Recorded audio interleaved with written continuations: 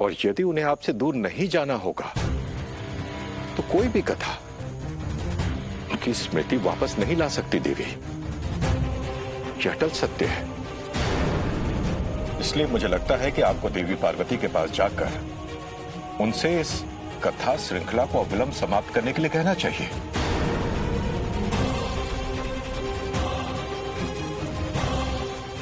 परंतु ये समय निर्धारित कैसे होगा? मैं बताता हूं आपको। हमें देव और नारायण को लेने के लिए ऋषि अगस्त के आश्रम जाना है देवी।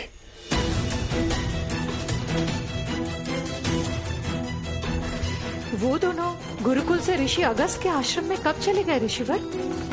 आपने मुझे बताया नहीं। देवी, आपके दोनों पुत्र विशेष ज्ञान कौशल में दक्ष होना चाहते थे देवी। इधर आप शिव के देवी पार्वती के घर जाने के कारण इतनी दुखी थी और अपने इस उपवास प्रक्रिया में इतनी व्यस्त कि कब बताता मैं आपको। आप चिंता ना कीजिए, मेरी आज्ञा लेकर गए हैं दोनों। बस इतना ध्यान रखिए कि उनके वहां से लौटने तक ये कथा समाप्त हो जानी चाहिए। आप अपने पुत्रों की शिक्षा दीक्षा पर ध्यान केंद्रित कीजिए और एक बार शिव के मन में कथा सुनने की यह स्वाभाविक ललक समाप्त हो जाए तो सबको सामान्य होने में देर नहीं लगेगी देवी। आप सत्य कह रहे ऋषिवर, यही उचित होगा। मैं स्वयं देवी पार्वती के घर जाऊंगी और अविलंब कथा समाप्त करने का अनुरोध करूंगी।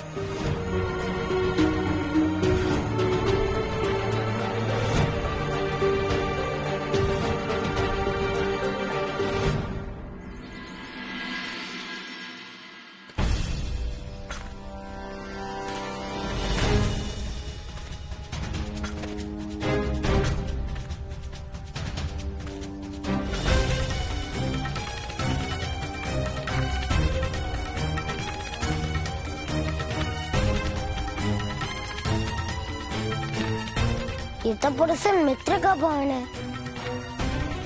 हम यहाँ क्यों आए हैं? माँ, आप हमें यहाँ क्यों लेकर आई हैं? आज तुझे यहाँ लाने का एक विशेष उद्देश्य है शिव। आ मेरे साथ अंदर।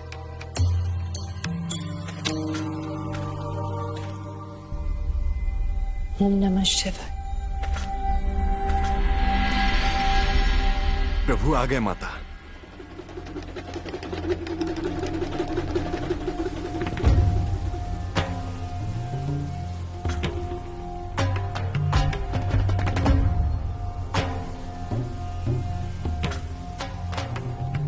आप आ गए। सच, भक्ति और प्रेम से शक्तिशाली इस संसार में और कुछ नहीं है। आप वहां क्यों खड़े हैं? आइए ना, विराजिए। आज मैं अकेले नहीं आया हूँ मित्र।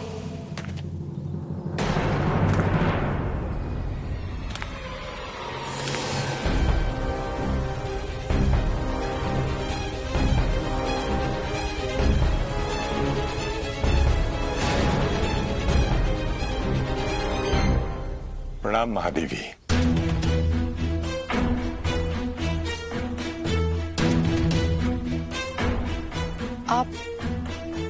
आप सब कहीं जा रहे हैं? नहीं मित्र, केवल माँ और पिताश्री जा रहे हैं। इसलिए हमारी माँ हमको स्वयं आपके घर लेकर आई हैं।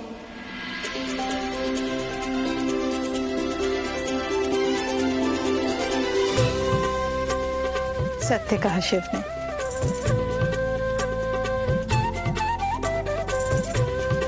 मेरा सौभाग्य है कि मेरे लिए आपका मन निर्मल हो गया देवी अनुसुईया। देवी पार्वती, बालक मन के किसी भी जिज्ञासा को ना ही अधूरा छोड़ना चाहिए और ना ही उसे दमित करना चाहिए, क्योंकि जिज्ञासा ही ज्ञान का मार्ग है।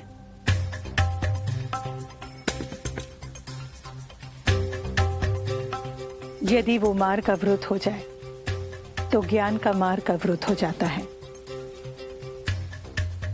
और बालक का मन उसी अधूरे जिज्ञासा पर अटक जाता है और वो अन्य किसी विषय पर ध्यान नहीं दे पाता है।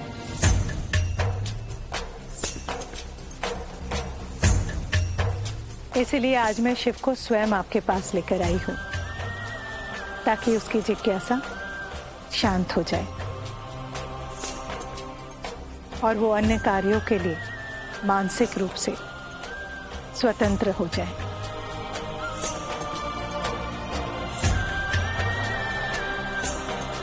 ये तो सचमुच बहुत उत्तम कार्य किया आपने। सर्वोत्तम माँ के समस्त कार्य उत्तम ही होते हैं मित्र। देवी पार्वती, हमारे लौटकर आने तक आप अपनी कथा समाप्त कर दीजिएगा।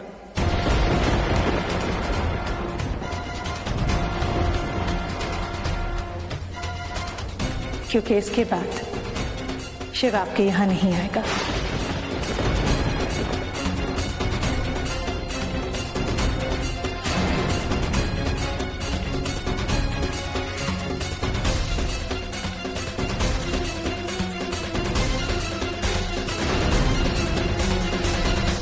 मेरे इस निर्णय के पीछे आपसे कोई बैर नहीं है। मैं केवल एक माता का दायित्व निभा रही हूं। हाँ देवी पार्वती, और इस बार तो आपको समय भी पर्याप्त मिलने वाला है क्योंकि हम दोनों यहां से पुत्र देव और नारायण को लेने महर्षि अगस्त के आश्रम जा रहे हैं और वहां से लौटने में बहुत समय व्यतीत हो जाने की संभावना है। इसीलिए हमारे आने तक आपको अपनी कथा अंत तक सुना देनी होगी देवी पार्वती। आशा करती हूँ कि आप समय सीमा का पालन करेंगे।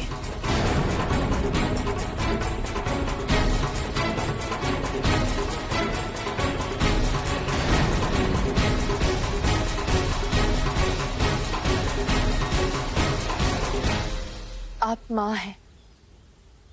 अपने पुत्र शिव पर आपका पूर्ण अधिकार है, परंतु एक भक्त होने के नाते मेरा भी तो अधिकार है ना।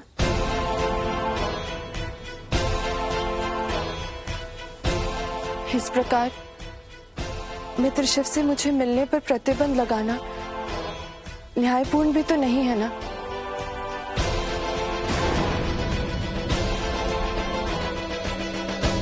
परंतु माँ, ये हमारी मित्र हैं और मित्र का मित्र पर तो पूर्ण अधिकार रहता है। आपने ही तो एक बार कहा था कि मित्र का संबंध बहुत ही पवित्र और श्रेष्ठ होता है।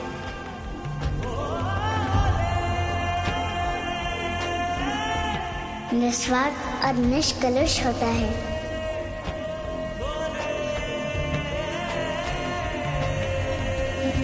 संसार में सभी संबंध तो जन्मगत प्राप्त हो जाते हैं। यही एक ऐसा संबंध है जो हमें जन्म से प्राप्त नहीं होता।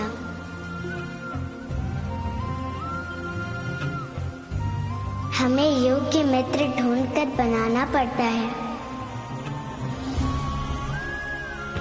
और माँ, बनाई हुई कोई भी वस्तु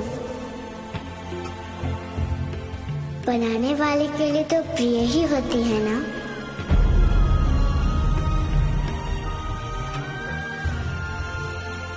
इसलिए आपका मुझे मित्र से नहीं मिलने देना। ठीक है, मैं लौट कर आने के बाद इस पर निर्णय लूंगी।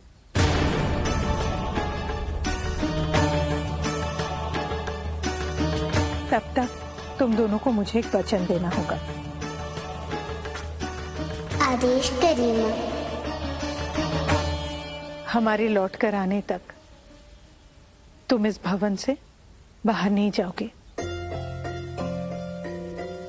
हम वचन देते हैं माँ। आपके लौट कर आने तक हम पड़ोसन मित्र के घर पर ही रहेंगे।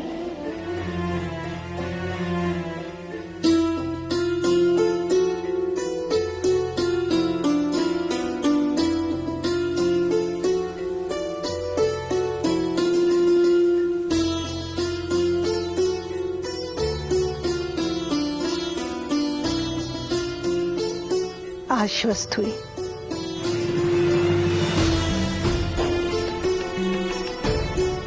अच्छा महादेवी,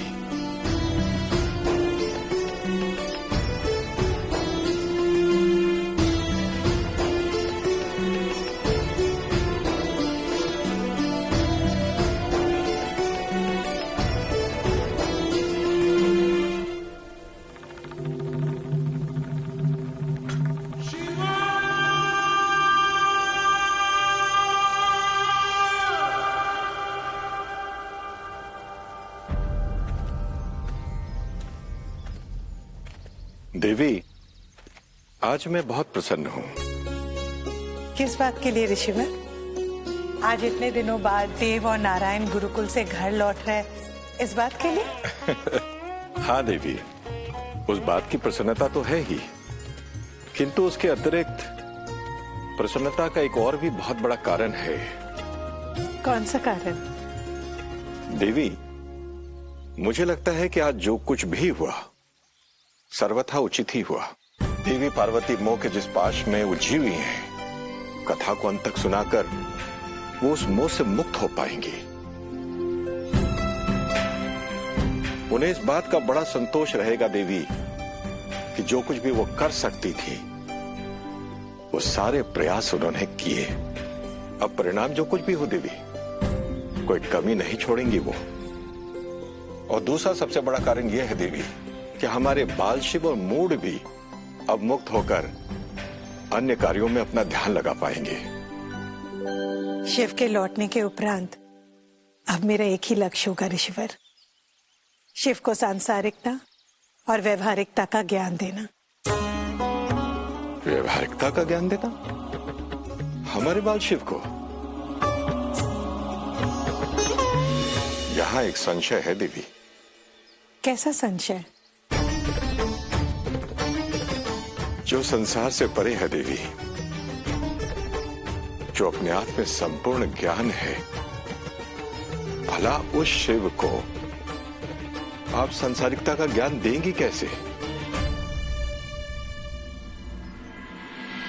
सती जी सांसारिकता के ज्ञान को समझने कैलाश आई थी, क्या वो उन्हें प्राप्त हुआ? कहने को तो सती विवाह करके कैलाश चली गई थी, परंतु उनके वैवाहिक जीवन का सत्य कुछ और था। वैवाहिक जीवन का तो एक ही सत्य होता है मित्र, संबंधों में मधुरता, समर्पण, विश्वास। संभवतः इनका ही अभाव था सती के वैवाहिक जीवन में, तभी सती और शिव के बीच की दूरी बढ़ती जा रही थी। जब आधार दुर्बल होता है तब सामान्य सा निर्माण भी धाराशाही हो जाता है। कदाचित यही कारण था उनके दूर जाने का।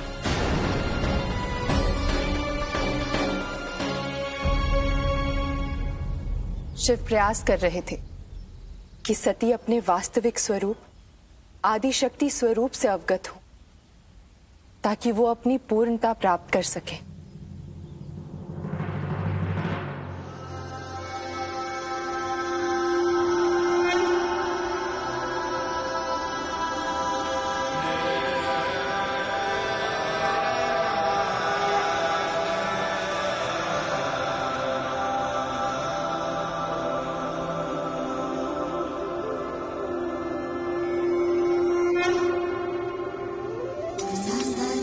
क्षमा करें, एक प्रश्न है मन में, आप उत्तर देंगे शिव? आप किसका ध्यान करते हैं? किसे इतनी तन्मयता से स्मरण करते हैं? तुम्हारे इस प्रश्न का उत्तर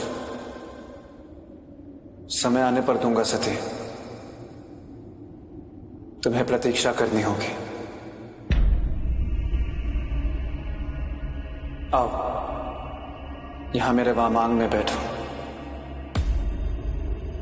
वामांग में ही क्यों? क्योंकि पत्नी पति के हृदय की स्वामिनी होती है,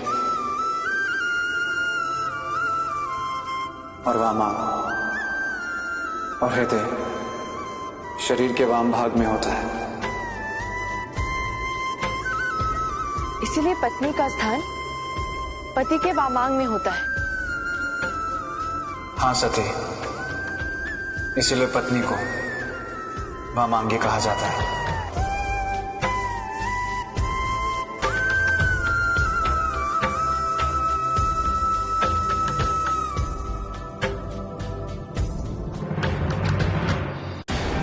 वामांगी अर्थात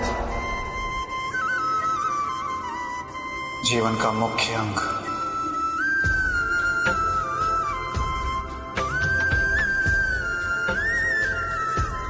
मैं आपके हृदय की स्वामिनी हूँ, ये बात इतनी सुख देने वाली है कि मैं कल्पना भी नहीं कर सकती।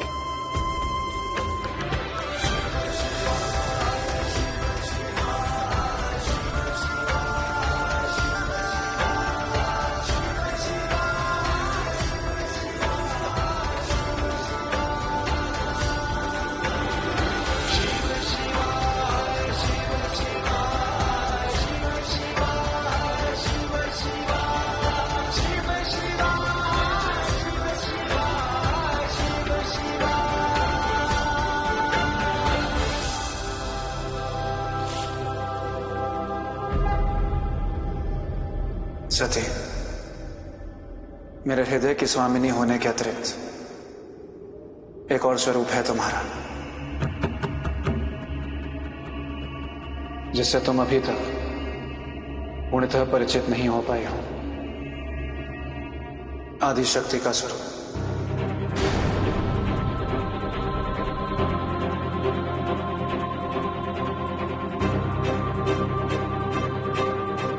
अब समय आ गया है उस स्वरूप को जानने का, उसकी शक्तियों को पहचानने का। यह प्रक्रिया तुम्हारे लिए अनिवार्य है सती। मैं अपने उस स्वरूप को जानना चाहूंगी शिव।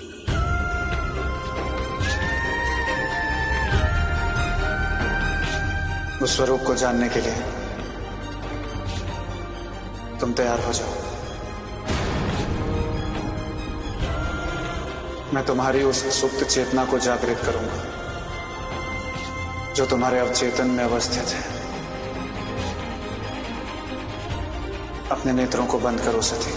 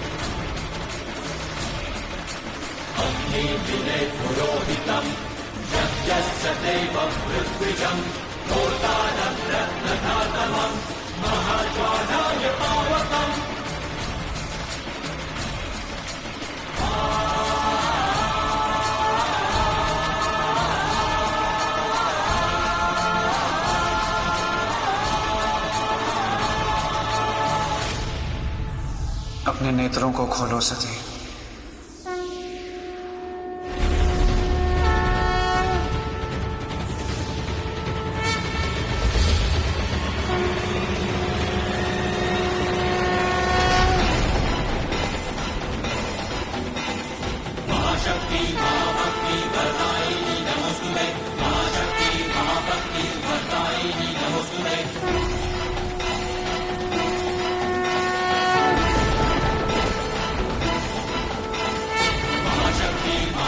शिवदाय